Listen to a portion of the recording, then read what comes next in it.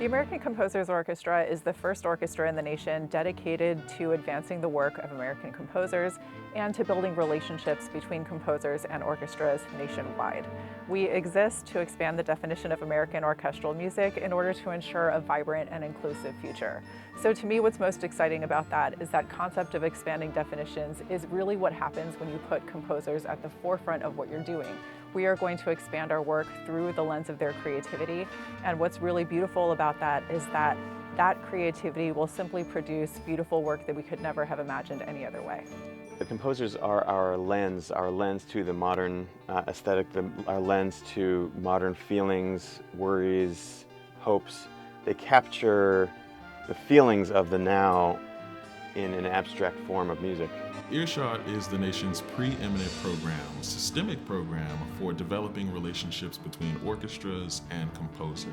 Being able to sit across the table with a composer who is trying to find the best way to tell their most unique story is the golden egg of ACO's Earshot program. My hope for American Composers Orchestra is that the reputation of programs like Earshot become a global phenomenon, something that is instantly recognizable, something that breathes and immediately says, this is what new music can be for classical institutions, not only in the Americas, but perhaps globally.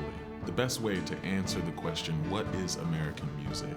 I think the only way that we'll find that out is to swing the door wide open for brand new voices to come in and have their voices heard. What's really beautiful about our work at ACO is we're taking care of the full ecosystem around making new music in relationship to orchestras. So of course, our composer advancement work benefits composers because what we're doing is we are taking care of and advancing the trajectory of their careers, and in particular, their relationships and opportunities to make new work with orchestras.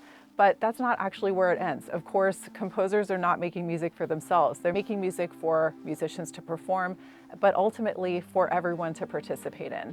And what I think is really lovely about the way many composers are working these days is that they're making music that they think is important for everybody to hear and experience, and also recognizing that the role of those who experience and participating in this music is an active one. So this class, Sonic Spark Lab via Cohere Touch, is a class that is networked between two locations. So we're in Carnegie Hall and then also in a location in Detroit, connecting two classrooms, making music together.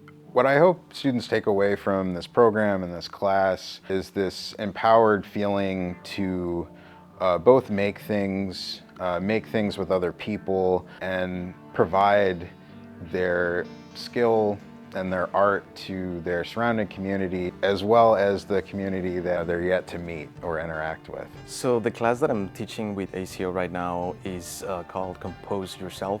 And basically it's a composition workshop. During the class we do improvisations, we do a lot of listening to different types of music, we discuss the music that we listen to, we learn some theory, some compositional techniques.